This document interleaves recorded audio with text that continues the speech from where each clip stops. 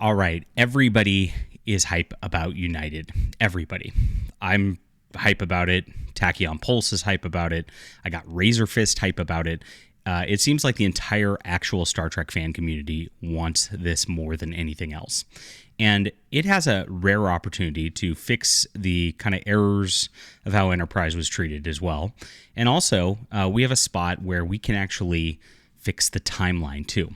We have all of this Kurtzman trek, and I came up with a plot that would fix this, really tie back to Enterprise. I want to see what you think about this, because this is a really well thought out sci-fi plot that can save Star Trek. And I'm doing this now because this went viral on X after I posted it.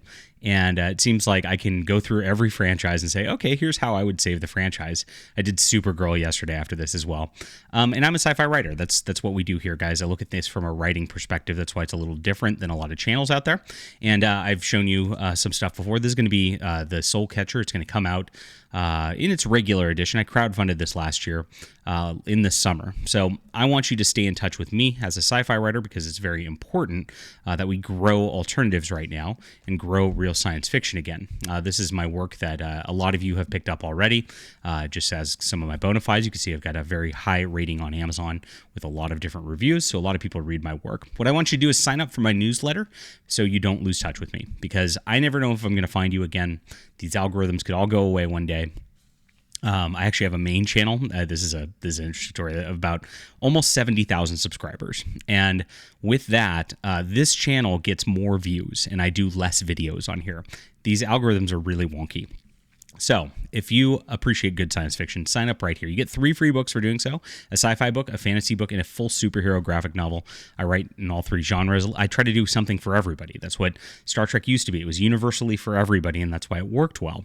That's not what it is anymore. And so let's fix it. That's what we're going to do today. Thanks for being here. So here's my post on a solution for Star Trek that can tie United in and remove the Kurtzman universe entirely.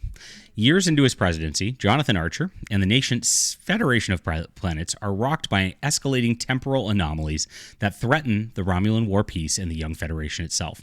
Yeah, I know a lot of people didn't like the temporal Cold War storyline in Enterprise, but it is a part of our Star Trek history, and that's why I'm going to tie it all together.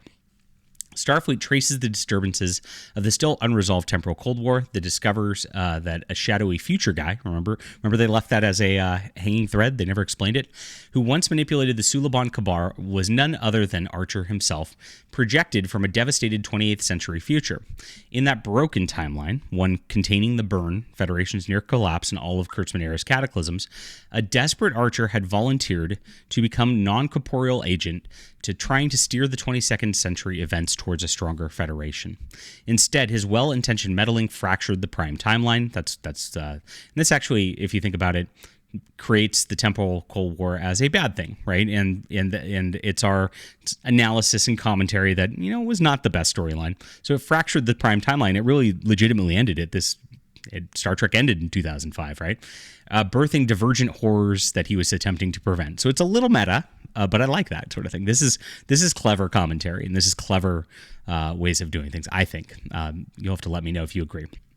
Working with a time-displaced descendant in a preserved message from his own Enterprise crew, President Archer confronts his future self in a temporal nexus aboard a new flagship USS United. He convinces the older version to stand down, allowing the original unaltered timeline to reassert itself. The Kurtzman in this, so this happens obviously as a prequel to Discovery, right? Because pre-Discovery, the Kurtzman era disasters are retroactively erased, revealed as a bad future that no longer exists, restoring continuity and ushering in a stable golden age of exploration, which then leads into the original series. This series then proceeds from its corrected timeline, where Archer's presidency is now free to focus on building the Federation we always wanted to see and setting up the ongoing stories of unity, diplomacy, and discovery without the baggage of the last decade's continuity snarls. So very, very simple. And I think it's one episode. It covers it all, and it would just solve everything. So that's my plan. Now, I know United's going to probably be a little different in scope. I mean, Michael Sussman's talked about how he wants to make it like Homeland or Designated Survivor or West Wing in the Star Trek universe. And so it'll be, Archer dealing with present crises and the like.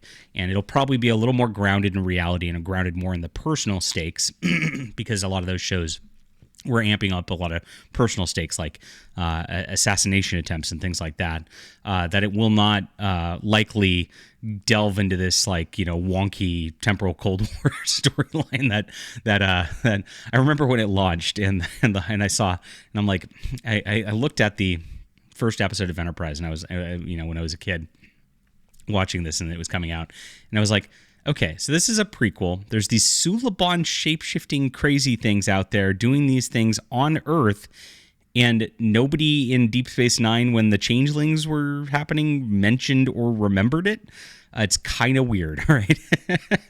So it's almost like we've dealt with this threat before, and that's why prequels have such a difficult time establishing anything, because when you go out and do new things, and Star Trek's really about going out and doing new things, you have problems where it's like, okay, it doesn't make sense with the continuity that follows it. And of course, just even looking at the technology of the NX-01 and the bridge, and then comparing it to the original series, it just doesn't feel like it came before, and that feel is a very important thing for a show. That's why I don't like prequels in general. But we do have Enterprise. It is part of our continuity now, and Enterprise really, actually, if you've watched it again in later years like I have, holds up really, really well. It's a great show, and it's really, really sad it was canceled before its time. So this is the opportunity to make Enterprise right, to bring things back, and also to write the timeline so that we officially erase these other monstrosities that we've been dealing with. And I think that'll feel really good for fans. It'll be like cathartic in a lot of ways, where like people would absolutely love this.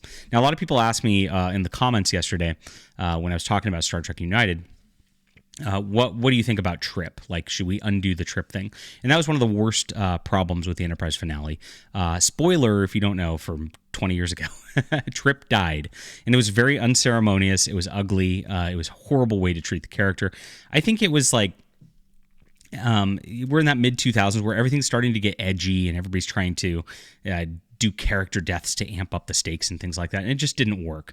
I wouldn't bring them back, though, because like, one, anything you do, you put him in a robot body, you have him magically show up, it gets a little too cartoony and a little too comic booky, and Star Trek, like, kind of, it feels grounded in reality in a lot of ways.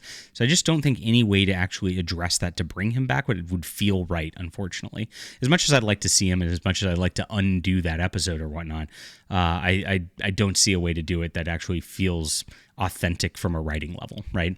And I think that's what matters. I think that United needs to feel authentic from a Star Trek writing level, and it needs to bring back the feel of what Star Trek was if it's going to succeed. That is like the number one thing it needs to do. So there's my plot to fix everything. What do you guys think about it? Like I said, it's pretty simple. I mean, I don't think I came up with anything that's like way out there or anything like that, but you don't need to. Like, I mean, Star Trek plots like are just science concepts, and then, they extrapolate into different things, and that's how it all goes. And then you add a B plot to it that's more character focused, that has a similar sort of thing, and then you've got an episode. That's what it used to be. And I hope that they get back to the basics on this and actually get back to the real feel of Star Trek.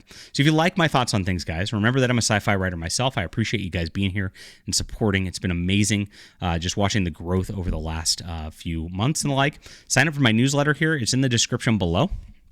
And you get 3 free books, and stay in touch with me as we come out with a bunch of stuff in the future, and catch up on my back catalog, guys. It's a great community. I've got a Discord too if you want to hang out, and I appreciate you guys being here. We'll be back soon.